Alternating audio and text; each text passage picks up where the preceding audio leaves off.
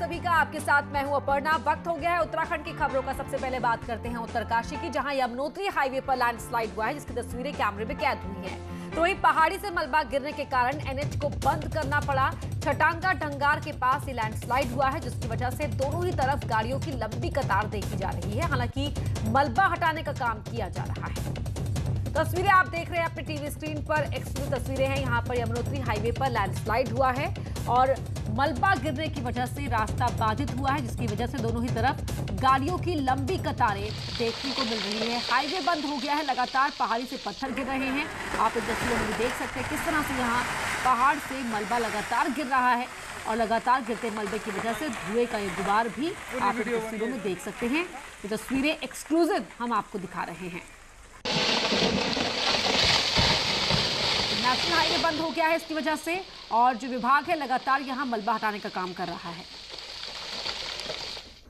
कोटद्वार से बड़ी खबर है। यहां सतपुले के पास बिलखेत में पैराग्लाइडर के साथ बड़ा हादसा हुआ है। पैराग्लाइडिंग ट्रायल के दौरान यह हादसा हुआ और पैराग्लाइडिंग करते हुए युवक हवा से नीचे गिर पड़ा। इस दौरान पैराग्लाइडर की कमर और कंधे में चोटें आई हैं। तुरंत ही युवक को कोटद्वार के अस्पताल ले जाया गया और अब इलाज के लिए देहरादून एयरलिफ्ट करने की तैयारी है।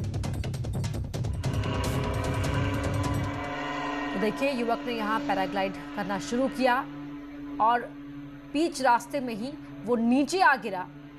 पैराग्लाइडिंग का ट्रायल यहाँ पर वो कर रहा था। उसकी कमर पर गंभीर चोट आई है।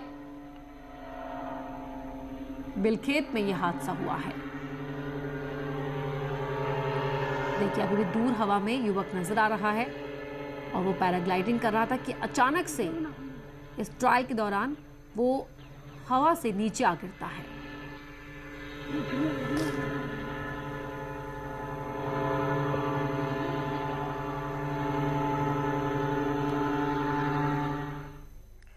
रुड़की के भगवानपुर में पिछले 2 महीने से आतंक का दूसरा नाम बना गुलदार आज पिंजरे में कैद हो गया। आज सुबह गांव वालों ने गुलदार के पिंजरे में फंसे होने की खबर वन विभाग को दी और मौके पर पहुंचकर वन विभाग ने गुलदार को कब्जे में ले लिया। गुलदार को चीला रेंज लेकर आए।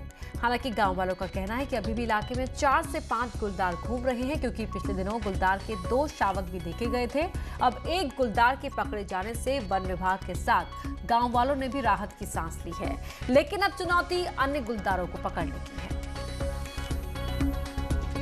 इसका पूरा आतंक था। जंगलात वाले जो है यहाँ वो जाते रहे थे, पिंजरे में वो आ ही नहीं रहा था और आज वो पकड़ा गया, उस समय ले गया। आज 4-5 गुलदार है, एक नहीं है।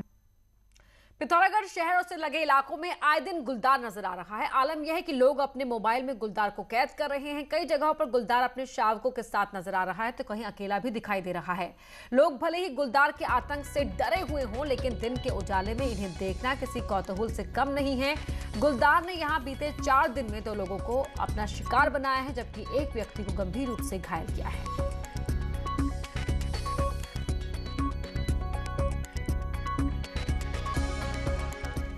द्वारहाट से विधायक महेश नेगी के यौन शोषण और ब्लैकमेलिंग मामले में अब विधायक की परेशानियां बढ़ने जा रही हैं। मसूरी के कैंपटी स्थित होटल में विधायक और महिला के एक साथ होने के सबूत मिले हैं।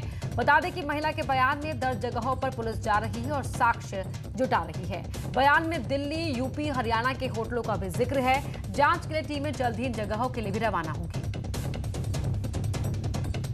इन्वेस्टिगेटिंग ऑफिसर है वो प्रयास कर रहे हैं कि इसमें जो भी इंपॉर्टेंट एविडेंसेस हैं इन्वेस्टिगेशन के लिहाज से, उनको सभी को इंक्लूड किया जाए और उस हिसाब से जो भी लग रहा है, आवश्यक लग रहा है कि जहां पर भी घटनास्थल का निरीक्षण करने की आवश्यकता है या कोई इस तरह का एविडेंस है जहां से कुछ इंपॉर्टेंट जानकारी जो है घटना के बारे में प्राप्त हो सकती है, तो उस हिसाब से वो कार्रवाई कर रहे हैं।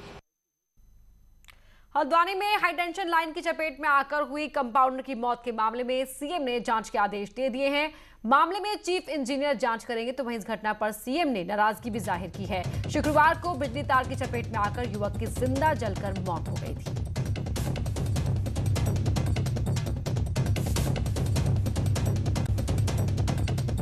पौड़ी के बौसाल में जर्जर लकड़ी पुल की हालत हमने आपको दिखाई थी, जिस पर अब न्यूज 18 की खबर का असर हुआ है। खुद विधायक मुकेश कोहली ने पुल का निरीक्षण किया और पीडब्ल्यूडी अधिकारियों को जल्द ही पुल ठीक करने के निर्देश दिए हैं। साथ ही पुल के पास बनने वाले दूसरे मोटर पुल का निर्माण कार्य भी 15 दिन में शुरू करने के निर्देश दिए हैं। 80 के दशक में बना ये लकड़ी का पुल करीब 84 गाँव को पौड़ी से जोड़ता है।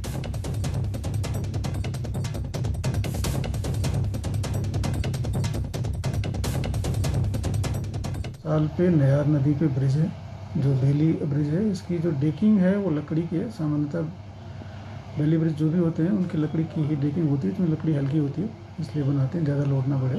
बाकी इसकी जो लकड़ी है वो लकड़ी तो वेदर के प्रभाव से ख़राब होती रहती है, बदलते रहते हैं। करीब 1000 करोड़ की नमामि गंगे परियोजना के तहत बद्रीनाथ से लेकर हरिद्वार तक बनाए गए 8 सीवर ट्रीटमेंट प्लांट का प्रधानमंत्री मोदी 29 सितंबर को वेबिनार के जरिए लोकार्पण करेंगे। ये एसटीपी हरिद्वार में 4, ऋषिकेश में 2, मुनि की रेती में 1 और 1 बद्रीनाथ में बनाया गया है। शहरी विकास मंत्री मदन कौशिक का कहना है कि राज्य के लिए एक बड़ी उपलब्धि होगी। परियोजना में माननीय प्रधानमंत्री जी का बड़ा आशीर्वाद हमारे राज्य पर है। 1000 करोड़ से ज़्यादा की योजनाएं हैं जो यहाँ उन्होंने स्वीकृति के लिए दी हैं। उसमें से जो एसटीपी हैं, सीवरेज ट्रीटमेंट प्लांट, उनका लोकार्पण होना है, वो कंप्लीट हो गए हैं। तो प्रधानमंत्री जी लोकार्पण करेंगे और निश्चित रूप से ये हमारे राज्य के लिए सौभाग्य की बात है।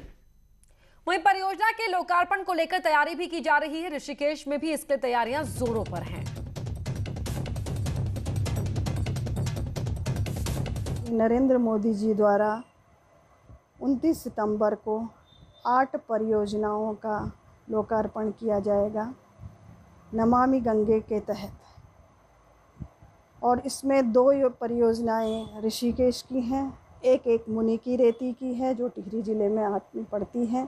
ये जो अभी यहाँ पर हमारे 3 एसटीपी बने हुए हैं नए, 26 MLD लक्कड़घाट, 7.5 MLD चंद्रेश्वर नगर और 5 MLD चोरपानी, तीनों हमारे चालू हो गए हैं।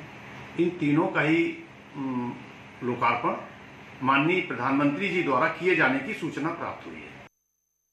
बीजेपी की वरिष्ठ नेता उमा भारती उत्तराखंड दौरे पर हैं। बद्रीनाथ और केदारनाथ के दर्शन करके वापस ऋषिकेश लौटने पर उमा भारती की कोरोना रिपोर्ट पॉजिटिव आई है। इसकी जानकारी उमा भारती ने अपने ट्विटर हैंडल पर शेयर की और अपने संपर्क में आए सभी लोगों को सावधानी बरतने की सलाह दी है। साथ ही उमा भारती ऋषिकेश और हरिद्वार के बीच में स्थित वंदे मातरम कुंज में सेल्फ क्वारंटीन हो गई हैं। उमा भारती 22 सितंबर को कोविड-19 पॉजिटिव मंत्री धन सिंह रावत के संपर्क में आई थी।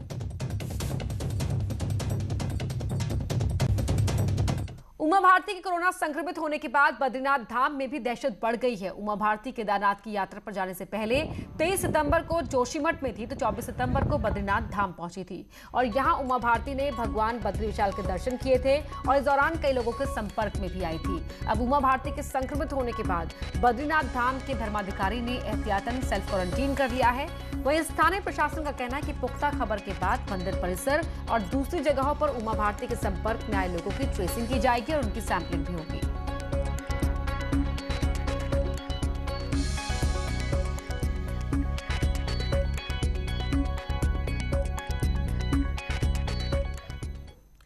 प्रदेश में बढ़ते कोरोना संक्रमण को देखते हुए हेल्थ डिपार्टमेंट ने कोविड डेडिकेटेड हॉस्पिटल्स को आईसीयू बेड बढ़ाने के निर्देश दिए हैं। वर्तमान में दूर medical college, Srinagar medical college, Haldwani medical college और अल्मोड़ा मेडिकल कॉलेज में महज 154 आईसीयू बेड की ही व्यवस्था है, लेकिन मौजूदा हालात को देखते हुए चारों जगहों को मिलाकर 120 बेड और बढ़ाने को कहा गया है। वहीं गढ़वाल के सभी 7 जिलों में डिस्ट्रिक्ट और बेस हॉस्पिटल को भी आईसीयू बेड की संख्या बढ़ाने को कहा गया है। इसके अलावा एम्स ऋषिकेश में 200 आईसीयू बेड की व्यवस्था है। हालांकि 5 अन्य निजी हॉस्पिटल ने भी 56 आईसीयू बेड कोविड पेशेंट को दिए हैं, लेकिन जरूरत इससे ज्यादा की है। शासकीय प्रवक्ता मदन कौशिक का कहना है कि सरकार नवंबर तक का प्लान लेकर चली थी, आवश्यकता के हिसाब से संसाधन बढ़ाए जा रहे हैं। उन्होंने कहा कि पैसे की कोई कमी नहीं है। केंद्र सरकार ने भी आपदा मद में मिलने वाली धनराशि का 50% कोविड पर खर्च करने की अनुमति दे दी है।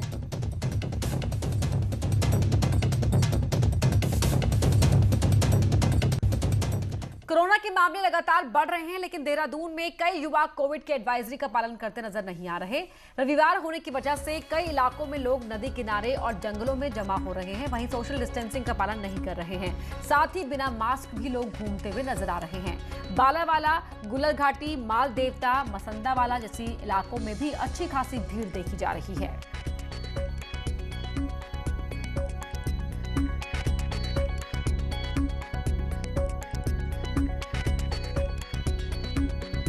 कर रहे हैं कि बहुत आवश्यक नहीं है तो लोग अनावश्यक घरों से ना निकलें, लेकिन उसके बाद जो लीगल पोजीशन है उस हिसाब से जहाँ पे भी लगता है कि कोई अनलॉफुल काम हो रहा है, कोई इस तरह की बात आ रही है जहाँ पर इस तरह की स्थिति बन रही है जिसमें कोरोना का संक्रमण फैल सकता है और उस हिसाब से एनफोर्समेंट के हिसाब से कोई कार्रवाई करने की आवश्यकता है, तो वो एनफोर्समेंट की कार्रवाई भी की जा रही है, उसमें लीगल कार्रवाई भी की जा रही है।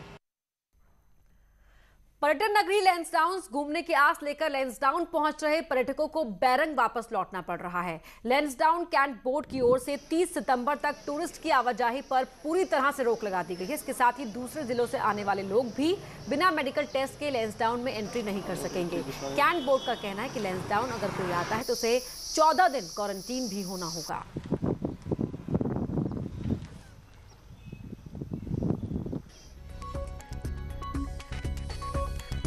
जो प्रेजेंट सिचुएशन है हमारे लैंसडाउन में, हम टूरिस्ट को अलाउ नहीं कर रहे हैं। बेसिकली जो भी लोग बाहर से आ रहे हैं हम उनको तभी अलाउ कर सकते हैं जब उनके पास नेगेटिव टेस्ट रिपोर्ट हो कोविड की, उसी के बाद हम उसको अलाउ करेंगे। एज ऑन डेट हमारे यहाँ जो भी टूरिस्ट पहुँचे सब बंद है, क्योंकि हमको पता है और आज के डेट में अगर हम देखेंगे तो लैंसडाउन में there is no positive case, 0 cases हैं यहाँ पर लैंसडाउन में। वहीं टिहरी झील में बोटिंग शुरू होने से पर्यटकों के साथ ही बोट कारोबारियों में भी खुशी है। कोविड के चलते पर्यटक टिहरी झील में बोटिंग का लुत्फ उठाने नहीं पहुंच सके थे, लेकिन अब सैलानी टिहरी झील का दीदार करने पहुंच रहे हैं और पर्यटक यहां आकर खासे खुश हैं। वहीं कारोबारियों का कहना है कि कोविड नियमों से ही झील में बोटिंग कराई जा रही है। तो हम लोग काफ़ी बोर हो रहे थे घर पे। अभी आफ्टर 6 मंथ दोबारा से बोटिंग स्टार्ट हुई। We are first time coming here and it was a really nice experience. So thanks to Uttarakhand government to reopen all the facilities. यहाँ पे सोशल डिस्टेंसिंग और थर्मल स्क्रीनिंग और 100 मीटर पहले barricading, इन सब की व्यवस्था हमने करी गई और सैनिटाइज हर बोट पे आपको मिलेगा। उत्तराखंड का कोरोना काल में सबसे ज्यादा नुकसान टूरिज्म सेक्टर में हुआ है और अब सरकार ने राज्य का ताला खोल दिया है, तो नैनीताल में भी पर्यटन की उम्मीद जगने लगी है। सरकार की छूट के बाद नैनीताल समेत पहाड़ों में सैलानियों की रौनक लौटने लगी है। नैनीताल में पर्यटकों की संख्या में इजाफा होने लगा है तो नाव, टैक्सी, होटल और रेस्टोरेंट कारोबार भी चल पड़ा है। कोरोना काल में घरों में कैद पर्यटक इन हसीन वादियों में लौटकर सुकून भरा एहसास कर रहे हैं। साथ ही सरोवर नगरी की मौज मस्ती सैलानियों को तरोताजा भी कर रही है। जितनी जल्दी और जल्दी खुल जाए और अच्छा है। जो हल्का फुल्का लॉकडाउन बचा हुआ है या जो भी ये चल रहा है तो वो जल्दी से खुले। यहाँ जो भी ये रोजगार है, नावें बड़ी मुश्किल कई समय बाद हमें दिख पाई हैं। कोरोना और लॉकडाउन में न सिर्फ नैनीताल बल्कि पूरे प्रदेश का पर्यटन चौपट हो गया था। अब सरकार से छूट मिलने और सैलानियों के आने से कारोबारी भी खासे खुश हैं। अब ये सब रिस्ट्रिक्शन हट गई हैं तो मेरे ख्याल से अब टूरिज्म बढ़ेगा और मेरे को उम्मीद है कि अधिकतर होटल अब खुल ही जाएंगे। तैयारियां सभी ने शुरू कर दी हैं। सरकार से मिली राहत के बाद अब धीरे धीरे पर्यटन गतिविधियां नैनीताल में खुलने लगी हैं। इससे पर्यटन कारोबार भी अब रफ्तार पकड़ने लगा है। हालांकि लॉकडाउन की वजह से पर्यटन को काफी खासा नुकसान हो गया था। अब जो पर्यटन कारोबार पटरी पर आ रहा है उससे पर्यटन कारोबारियों ने भी राहत महसूस की है। वीरेंद्र बिस्ट, न्यूज 18, नैनीताल। आम आदमी पार्टी ने अपनी उत्तराखंड इकाई के संगठनात्मक ढांचे में बदलाव किया है। 6 जोन के प्रभारी को छोड़कर पार्टी ने अपना पूरा ढांचा भंग कर दिया है। देहरादून में रविवार को प्रदेश प्रभारी दिनेश मोहनिया ने जानकारी दी कि पार्टी की नई कार्यकारिणी 20 दिन में तैयार हो जाएगी, जिसमें इकाई से लेकर प्रवक्ता का भी ऐलान होगा। तो वहीं पार्टी में किसी भी तरह की फूट से भी इनकार किया।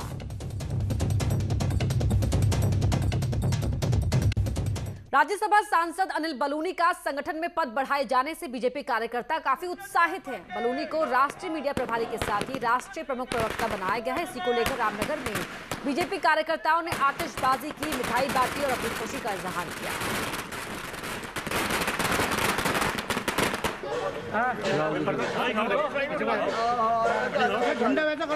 उनकी योग्यता और कार्य क्षमता को देखते हुए राष्ट्रीय नेतृत्व ने उन पर एक बार फिर से भरोसा जताया और राष्ट्रीय मुख्य प्रवक्ता बनाया माननीय राज्यसभा सांसद अनिल बलूनी जी को।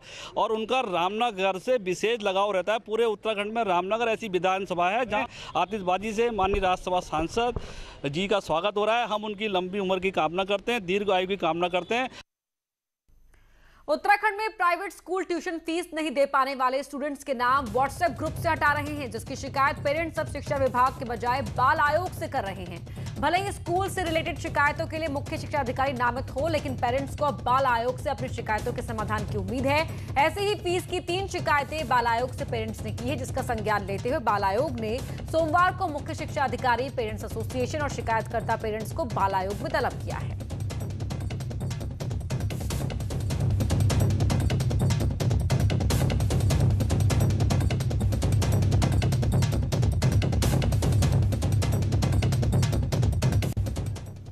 और यहां रुकेंगे एक छोटे से ब्रेक के लिए, जल्द लौटते हैं।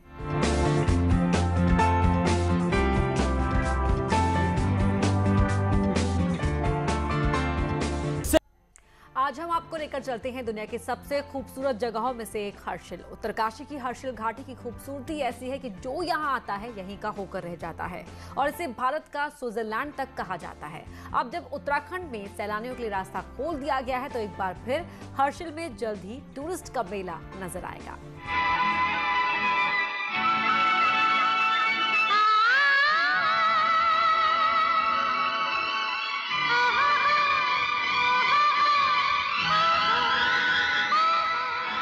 देवभूमि उत्तराखंड में जहां कण कण में देवी देवताओं का वास है, तो वहीं उत्तराखंड अपनी खूबसूरत वादियों के लिए प्रसिद्ध है। मां गंगा के पावन धाम गंगोत्री गौमुख से महज 30 किलोमीटर पहले विश्व प्रसिद्ध हर्षिल घाटी मौजूद है।